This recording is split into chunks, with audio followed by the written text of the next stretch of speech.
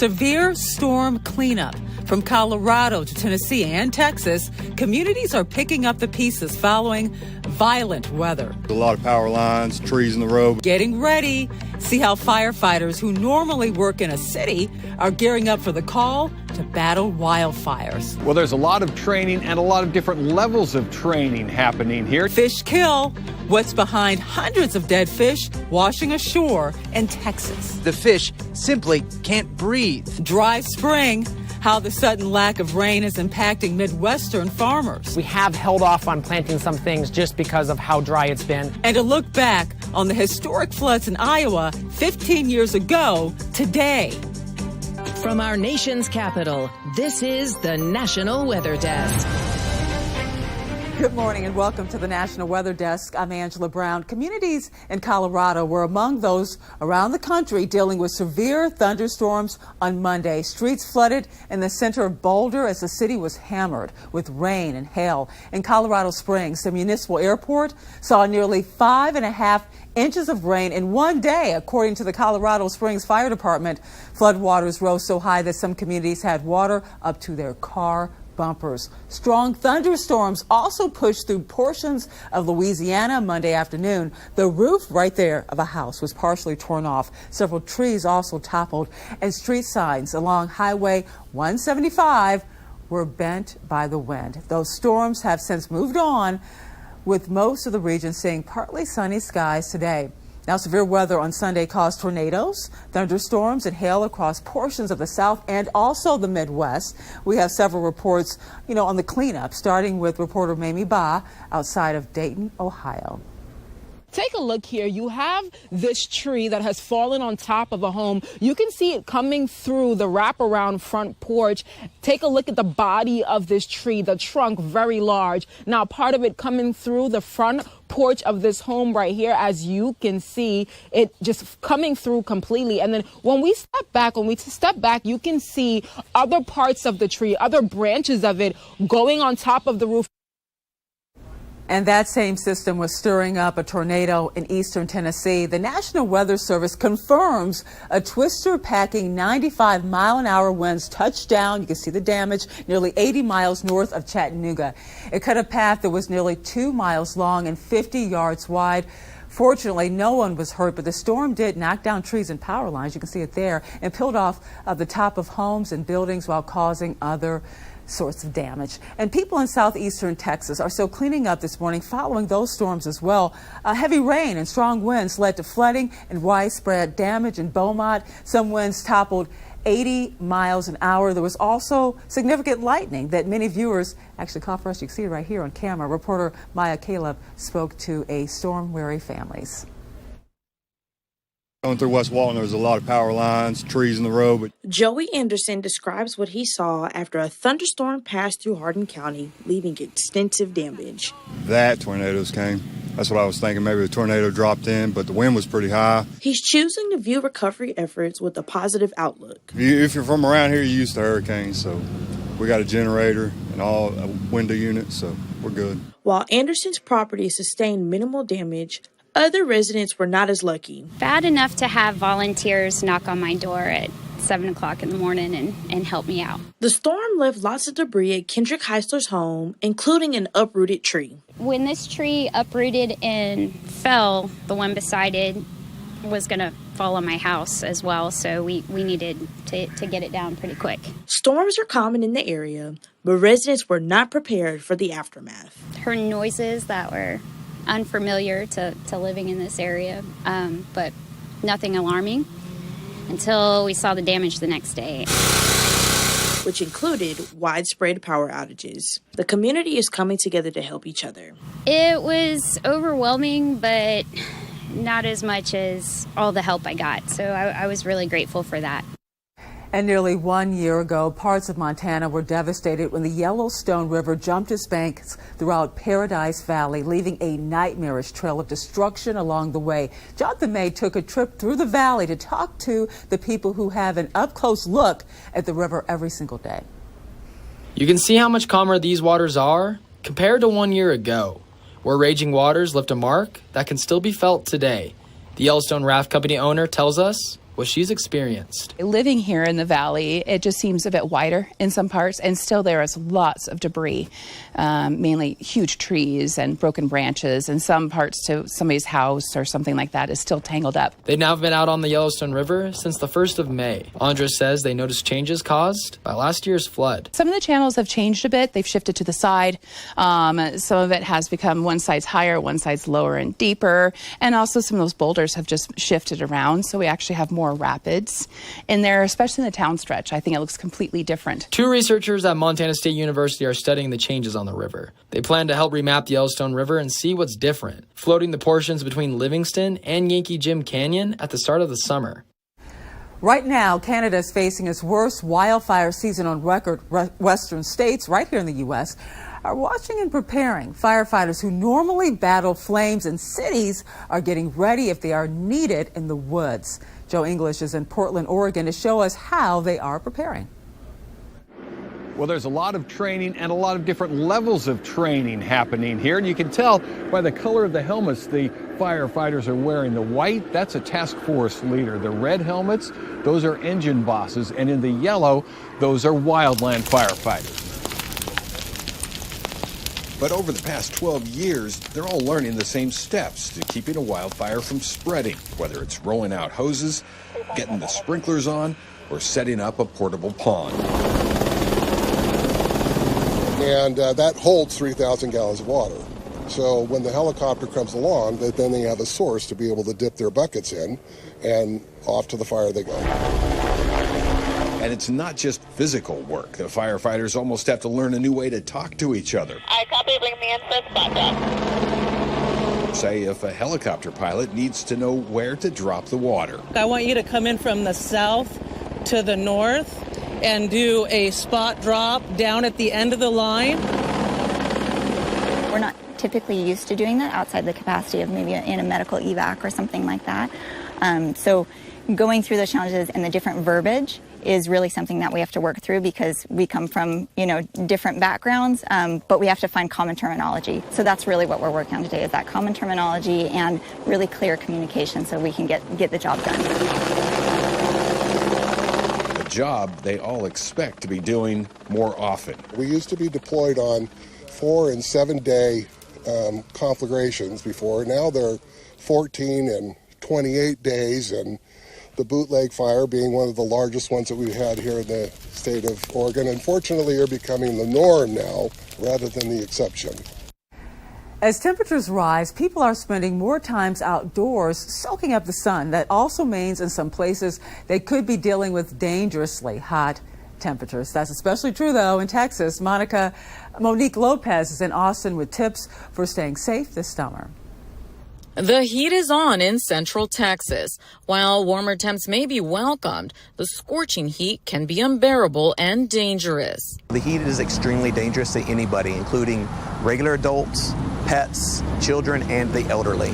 So you need to monitor anybody whenever they're outside. The hotter it gets, the more likely it is to experience dehydration, heat exhaustion, or even heat stroke. Signs of heat exhaustion include heavy sweating, weakness, cold, pale, and clammy skin, a fast or weak pulse, nausea and vomiting, and dark-colored urine. Signs of heat stroke include a body temperature above 103 degrees, hot, red, dry, or moist skin, a rapid pulse, and possible unconsciousness. So these people need to be removed from that heat, just like in heat exhaustion. You do not want to give them water.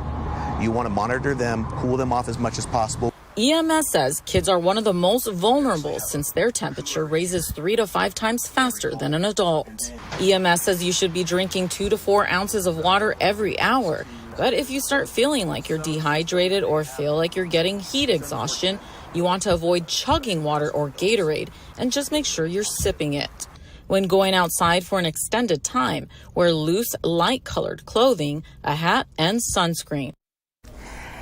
And coming up on the National Weather Desk, as we get deeper into summer, drought is becoming a bigger concern. We take a look at how it could impact farmers. Plus, we'll find out what's killing hundreds of fish along the Texas shore. Next.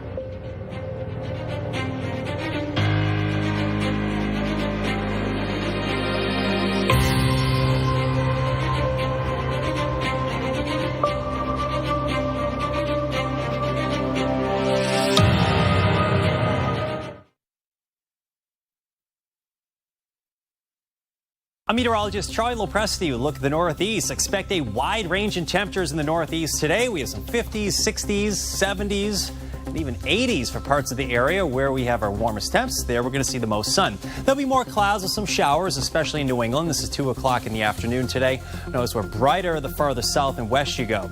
Now, the next in the series of systems arrives on Wednesday. This feature on Wednesday could bring with it some thunderstorms. I'm meteorologist Jonathan Myers, and here's a look at the mid-Atlantic region. Up and down the 95 corridor, it looks like it's going to be a nice and comfortable, refreshing start. Temperatures rising from the 50s into the 60s by 9 a.m. By noontime, well into the 70s. And with sunshine and less humidity, near 80 degrees in the afternoon for our Tuesday PM hours. Real nice looking day in the wake of a cold front coming through, diminishing off the Atlantic coast. The next weather maker could give us some showers by Wednesday. That's the scene here.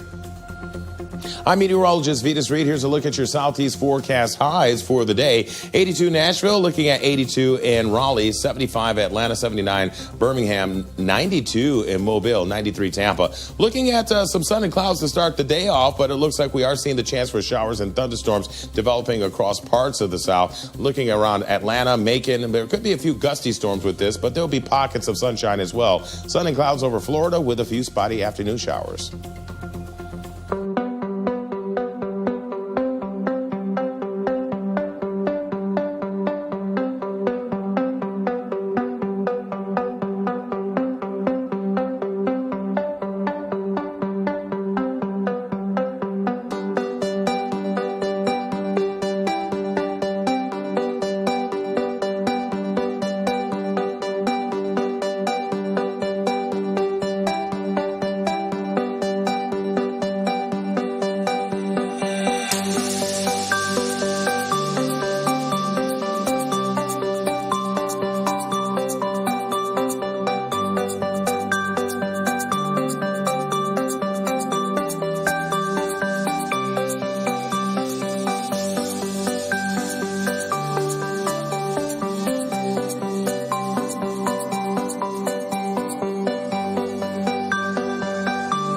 Watching the National Weather Desk. Heat wave in southeastern Texas is taking a major toll on marine life in the area. Hundreds of dead fish washed ashore on Brazoria County near Houston on Friday. Zach Tawatari has details. Seas of dead fish washing up along parts of the Texas coast, showing the incredible power of Mother Nature. Hypoxia is when we have lower than normal dissolved oxygen in the water, are very common in the summer. Katie St. Clair is the Sea Life Facility Manager at Texas A&M University at Galveston. St. Clair says the fish simply can't breathe. As we get these warmer Gulf water temperatures, the water itself has less capacity to hold dissolved oxygen, which of course is really important and essential for the fish and other animals to breathe. While St. Clair says this can affect schools of fish more, other fish can also succumb to the event, as seen by social media posts like these and plenty of curious passersby who are breathing this all in. Pretty bad and stinky. Still alarming to see that, and just because it's a natural occurrence doesn't mean it's necessarily a pleasant one. The recent temperature spike, they say, has been a catalyst. That's kind of the perfect storm to combine, that it can really produce pockets in the water where the dissolved oxygen. A lack of wave action has also contributed to the problem. The county has been coming through here with heavy equipment, raking the fish up near the shoreline and taking them over here to bury them in these sand dunes, which covers up the smell, and the fish become compost, which serves as a healthy part of the ecosystem for the dune grass. And while this is something that isn't all that uncommon, it's happened before. I've seen it twice. It's hard to predict how long exactly it might last. For large portions of Ohio, it's been a very dry spring, and now local farmers are feeling the impact. Clara Faith has more. We're getting cracks in the ground. It's very dry. The Farm on Central is a family-owned farm and market in Franklin. They grow strawberries, lavender, and potatoes. But with the dry weather comes more work to keep the crops alive. So the drought we're currently experiencing has definitely impacted us. We're thankful that we are in an area that has plenty of groundwater, and we're able to pump that to keep the crops alive. However, some crops don't have the water irrigation system, which has delayed their planting. We have held off on planting some things just because of how dry it's been, and there will be some crops that are going to be a little bit delayed this year. The National Weather Service says in May there were only 1.89 inches of rain. The average is 4.51 inches. Learning Tree Farm in Jefferson Township says the rainwater is decreasing. We gather rainwater to water our gardens, and so we're running out of rainwater. We do use raised beds, so the stress isn't quite as bad as it is for people who are planting out in the fields. The U.S. Drought Monitor says Montgomery County is under a moderate drought, meaning your crops may be dying. Local farmers share how you can keep your gardens at home alive. So for the home gardener, a huge tip would be to water in the evening, starting around maybe 7 p.m., and water for a couple hours. If you water them really, really well, and then let them dry out and then re-water them again, that's better than doing just a little bit every day. And when you think of native trees in Michigan, some might come to mind, but there's one huge tree right here that is not native to Michigan, that's still thriving on its shores. Traverse City meteorologist Heather Bricka takes us to see the tree that has everybody talking. Giant sequoia trees typically grow in areas of higher elevation, which is why the largest ones can be seen out west. But if you take a trip to Lake Bluff Farms, you'll be able to see them for yourself in Michigan. It is the state champion giant sequoia here in Michigan. And I have seen in my travels no other giant sequoias as big or bigger than that one. That one is about 110 feet tall and a little over 5 foot in diameter across the trunk. Planted in 1948, this tree is healthier than the sequoias in California, according to Millard. The owner of the property was Eddie Gray, who was the stepson of Joey Morton, who founded Morton Salt. Also, his grandfather was J. Sterling Morton, who founded Arbor Day, celebrating the planting of trees. So this is sort of in his family blood to start an arboretum. During the summer months, it's estimated that more than 2,500 people will come all over the world to visit this giant sequoia tree located in Manistee.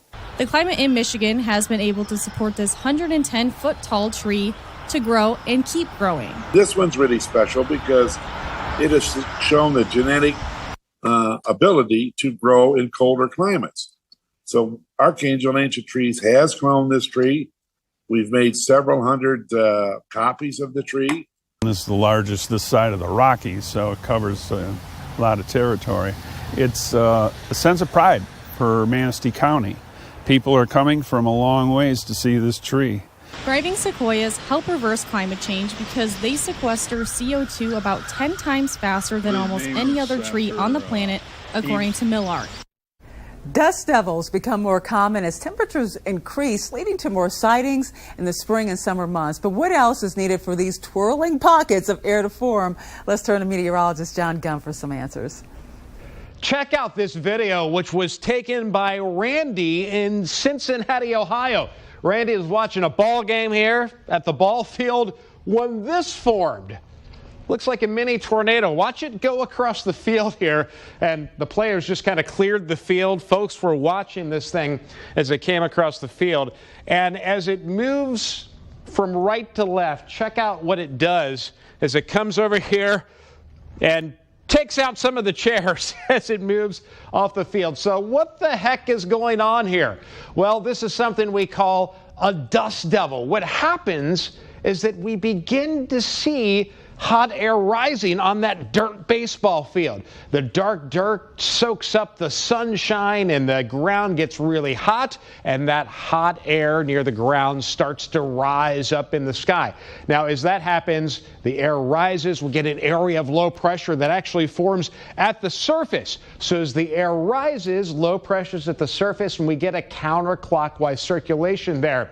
Well, as that continues on, this thing just kind of starts spinning even more and more, and that circulation increases more and more, and we get what we call a little dust devil that forms there on the ground. And this is something that just feeds into itself. So as this thing continues, it just sustains itself. Dust and debris is picked up and thrown up into the sky with these things.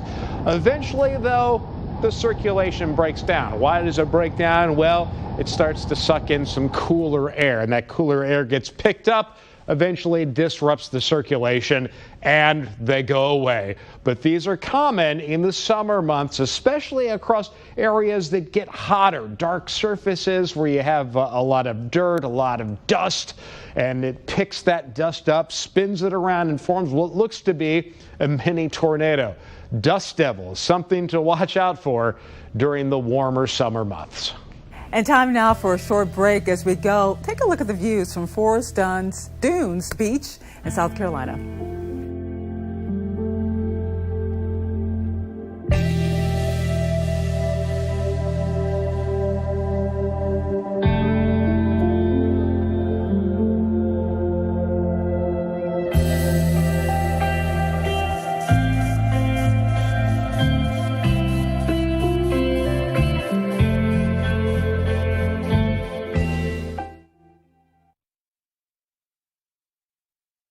Good Tuesday morning, everyone. Today, looking pretty good across the Midwest. I'm meteorologist Andrew Buckmichael taking a look at your weather story here. We do have some showers and a few thunderstorms spinning down over the Great Lakes in the Ohio Valley for the day today. Just an area of low pressure just spinning over the Great Lakes. That continues moving to the east tomorrow. And decent weather for most of the Midwest for Wednesday, too. Got a little bit of rain down towards Wichita as we head on into the day tomorrow. By the time that we get to Thursday, look at that. It's starting to heat up. Got some 90s on the way for the central part of the Midwest.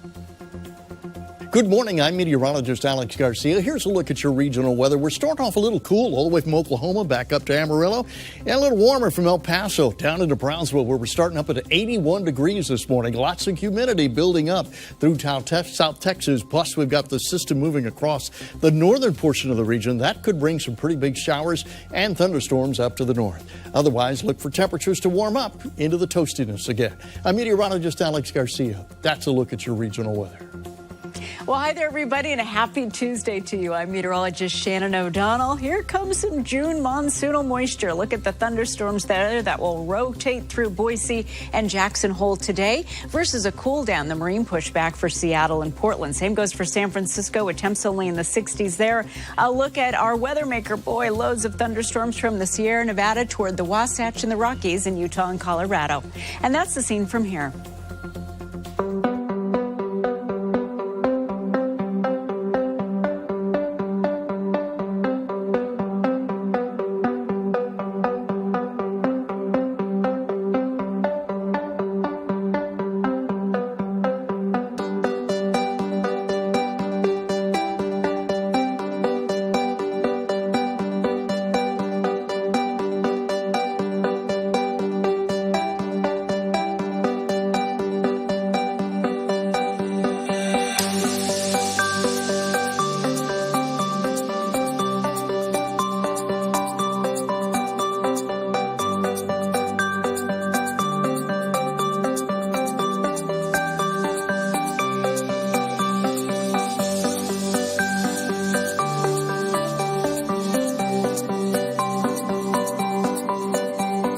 Weather Window, presented by the National Weather Desk. Torrents of huge hail pummeled the Texas Panhandle Monday afternoon. So much hail in some places it resembled a coating of snow. And if the warmer weather has you missing winter's chill, it's not totally gone. Mirror Lake Highway in northern Utah will take you to the western Uinta Mountains, where snow remains and some lakes are still icy. Listen to Off the Radar. New episodes every Tuesday. Find it wherever you get your podcasts. 15 years ago today, the Cedar River in Iowa crested at more than 31 feet. That's 19 feet above flood stage and the highest levels in Cedar Rapids history. The ensuing flood covered more than 10 square miles, or 14% of that city. Nearly 6,000 homes were flooded, displacing more than 18,000 people. Across the state, at least 9 rivers flooded, but the flooding in Cedar Rapids was the most devastating. Statewide damage was estimated at $10 billion, making it the largest natural disaster in Iowa history. Miraculously, though, no deaths were directly tied to the flooding you're looking at. And we'd love to share your weather content on the air. You can find us on all your favorite social media platforms. Just search the National Weather Desk, and we will be right back.